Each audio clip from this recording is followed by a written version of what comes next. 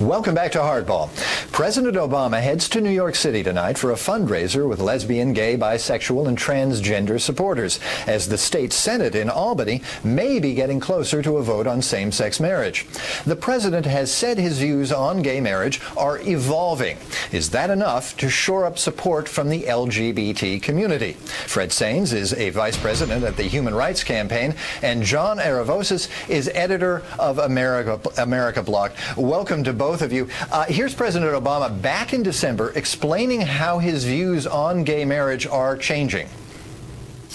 My feelings about this are constantly evolving. I struggle with this. I have friends, I have people who work for me, who are in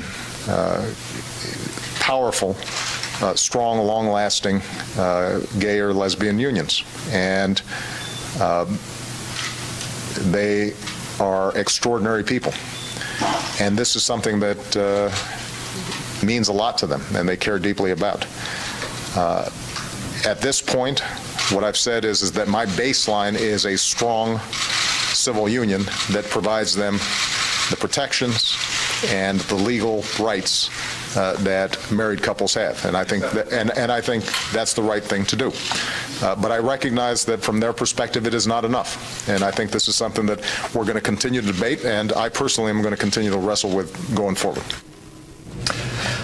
Fred, President Obama back in the 1990s apparently filled out a questionnaire in which he stated his support for marriage equality. I don't want to call it gay marriage anymore because there's no such thing. There's marriage, and the question is whether everybody gets to participate or not. So marriage equality. He supported it back in the 90s, but now he says his thinking is evolving. Is it evolving or devolving, though? He's now claiming he wants a states' rights position on this civil right. That's a little odd. Well, Ron, I think the president has told us his position is evolving, and frankly, that is the case for much of the American public. It's our job as advocates to continue to push that conversation and this dialogue on this issue forward, but to be respectful of Americans where they're at. I think one of the reasons why the gay movement has been so successful is because we don't put barriers up when we continue to talk to Americans about important issues to gay equality. I know from my own personal experience that, the conversation that I had with my family about coming out was a very difficult one. I didn't speak to my father for an awful long time. So it is our inherent experience that you can't necessarily rush to demand wholesale change in the way in which people think about issues. Do we want the president to support marriage equality? To that, there is absolutely no doubt. Should we judge him based upon the entirety of his record as being not only the best president in the history of the United States on behalf of gay rights? Absolutely. He should be judged for the entirety of the way in which he's made this country a more just and equal society. But Fred, there's a difference between demanding that people do something about marriage equality and simply stating unequivocally your position and your preference in the matter. And President Obama seems reluctant to do that. Well, no. I mean, I think the position that he stated is one that he, like many Americans, fair-minded Americans, are struggling with this issue. And we do want him to evolve to a position one day in which he fully embraces marriage equality. Do we think that he should do so? Do we think that he should do so soon? Absolutely. But we view the glass as being really half full. This president has done so much in order to improve the lives of millions of gay Americans, and we think that he should be judged on the entirety of that record. But make no mistake about it, we believe that there should be marriage equality in this country. We think that it's the just and equal thing to do. In the short term, though, that right will come by achieving marriage equality in states like New York. It will come through state legislatures and governors doing the courageous thing and bringing marriage equality into place. It will come through a electoral strategy in which we bring marriage into places in states like Maine. And it will come through a judicial strategy in which cases are introduced that basically get rid of what we know to be discriminatory laws. But most importantly, it will come by continuing to change the hearts and minds of Americans. And I think that that's where the president is at. He has told us, like many fair-minded Americans have, that he is on a process of self-discovery, on an evolution in which he is struggling with this issue.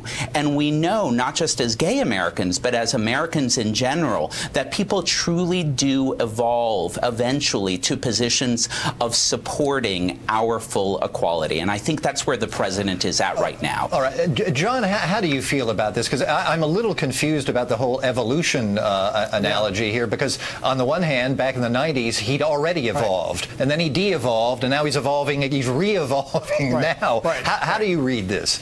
No, I mean, it's a problem, because actually there were not just one, but two questionnaires in 1996 that the president filled out and said, I am for, same-sex marriage. I will defend it. And now, not now, back in 2004, he was saying, well, no, I'm not for same-sex marriage. Now he's saying, or marriage equality, now he's saying he's coming along and, evolving that way again. I think it's caused a conundrum for him, because people can tell he's playing politics. And for gay and lesbian people, he's playing politics with our lives and with our civil rights. I think his record has been okay to date. It has not been as overwhelming as Fred states. What we found is on Don't Ask, Don't Tell, the president was willing to drag his feet, and they were going to wait until 2011, actually, to do the legislation, until the activists spoke up and said, no way. We're going to protest the White House. We're going to stand up at your speeches and yell at you, and they did. And it got the president's attention. Things finally moved at the last second before the Republicans took over the House. On marriage, we are not yet equal as a community. We're not yet equal as Americans. And to tell people, well, I'm basically playing political games with your right to get married, and someday I may come along. I think the president has a real problem tonight. He's going to New York, where this marriage debate is happening right now. We're talking in the next couple hours, we could know whether New York will or will not legalize marriage for gay couples. Right. And he's going to address it, we heard from the White House today, but he's not going to say he's for it. Well, I don't think people are going to accept this, cutting the baby in half. A Gallup poll out this spring shows that views on gay marriage have reversed from last year. Americans favor legalizing marriage equality, let me say that, 53 to 45% now, versus the 53% who opposed marriage equality and 44% who supported it last year. John, as a tactical matter, is it defensible for the president to think and say to his advisors, look, if I get out front on this issue, any Republican who is willing to go along and do the right thing will instantly flip and come out in opposition to marriage equality simply because I'm now the face of marriage equality. Is there any sense in that reasoning? I don't think so, because ironically what we've seen over the last several years has been Republicans almost running away from the gay rights issue. On Don't Ask, Don't Tell, sure, you had John McCain complaining, his usual self, but what we saw is the Republicans really didn't have the stomach to do a filibuster, and in the end, two Republicans ended up joining on and voting for Don't Ask, Don't Tell repeal, who we didn't even expect. It was sort of like, where did these guys come from? On marriage, you've already got Dick Cheney and a whole bunch of other Republicans who have said, they're really fine with gay marriage, basically. I think the president is in a good position. As you said, two recent polls show a majority of the public on his side, or on our side, I should say, in terms of favoring marriage equality. And overall, what we have found, what this administration has found politically, which is, I think, what's most important, is when they finally made movement on Don't Ask, Don't Tell, and when they finally made small movement on the Defense of Marriage Act, another law we wanted repealed, all of a sudden they saw the floodgates open and gay money start to come back to them for the REAL Act. The gay community supposedly is the only community where this sort of spigot of fundraising has been turned back on because the president made steps in the right direction. So I would argue it's politically to his benefit with the public, but also with the gay community, to be a little more our fierce advocate, which he had promised. Fred, how does this play out? Is the president going to pay any sort of price for, let's be honest, dragging his feet a bit on marriage equality, and pay any price within the gay community for that next year? Well, I guess I would make two observations. The first is, I think that it's important to understand that marriage is not the only priority to the gay community. Far from it. In 29 states in this country, you could still be fired for your sexual orientation, and in 36 states for your gender identity. There are still a number of issues that we have as priority. Our kids are still bullied. There's still an awful lot of work to be done.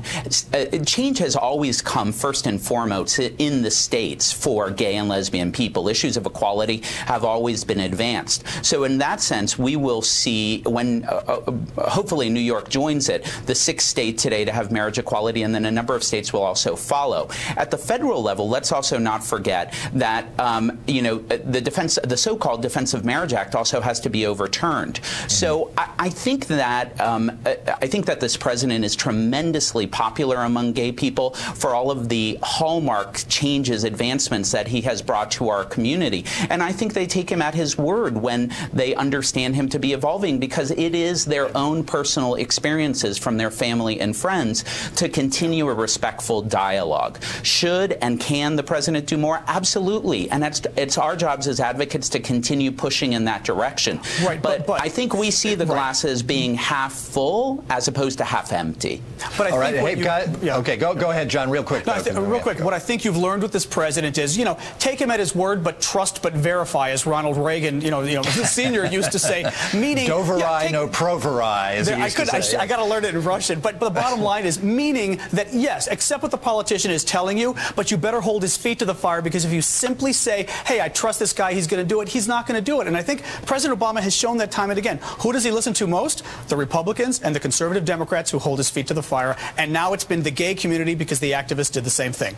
All right, we're going to leave it there. Thank you, Fred Sainz and John Aravosis.